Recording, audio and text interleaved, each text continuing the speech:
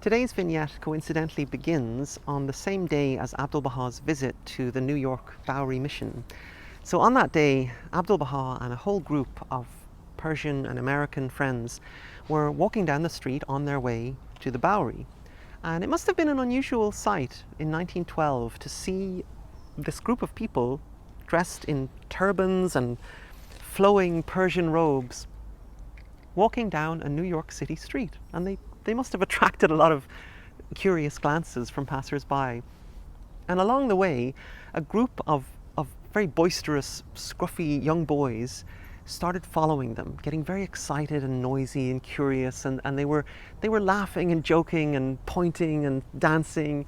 And one of the women in Abdu'l-Bahá's group started feeling quite embarrassed about the behavior of these boys, so she dropped behind to talk to them and see if she could just calm them down a little bit. And she told them who Abdu'l-Bahá was, and she told them about the purpose of his visit to America. And she thought, well, maybe it would be a good thing for these boys to meet Abdu'l-Bahá themselves.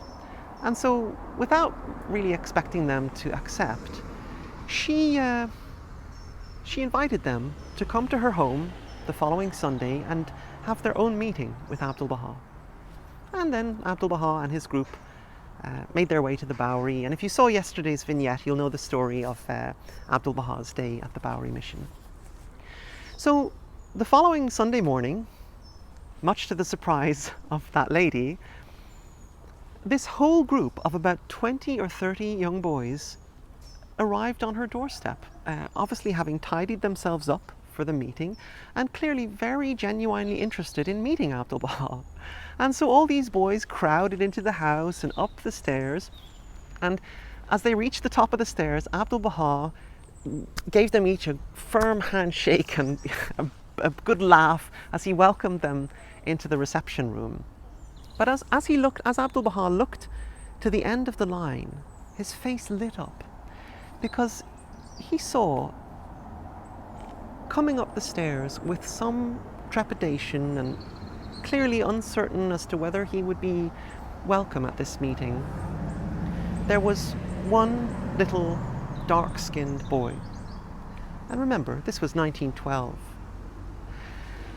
Well, when that little boy reached the top of the stairs, Abdu'l-Bahá put his hands on his shoulders, and he looked into that boy's eyes with a look of such profound gladness that he had come, and he exclaimed, so the whole room could hear him, "Here is a beautiful black rose." And all the other boys watched this little black boy's posture completely change, as if his whole being was just filled with this sense of wholehearted welcome from Abdu'l-Bahá. But Abdu'l-Bahá didn't stop there. As soon as he had seen the boys arriving that morning, he immediately had his assistant go out and fetch the biggest box of chocolates he could find.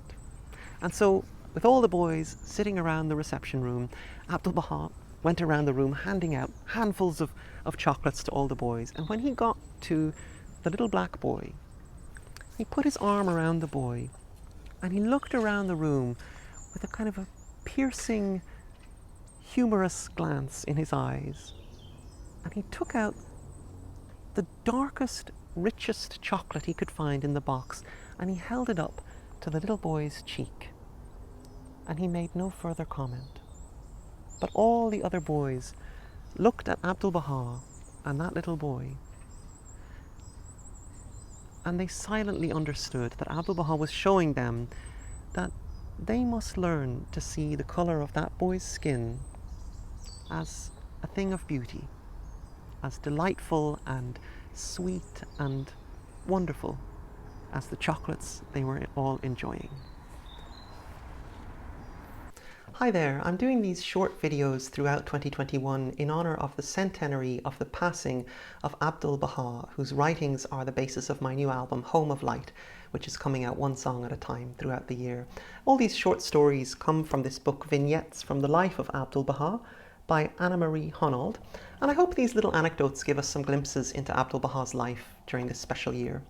Also, if you'd like a copy of the album, Since Home of Light has been made through the support of so many friends around the world, I've decided to give it away as a gift on behalf of everybody who helped to make it. So if you'd like to receive the album, you can sign up at my website, lukeslott.com. It's linked in the description below. And in November, prior to the centenary itself, you'll receive the album as a gift in celebration of Abdu'l-Bahá's life. So I appreciate if you hit the like and subscribe buttons, and if you'd like to hear the story behind the album, you can check out my podcast, A Story of Light, also linked in the description below.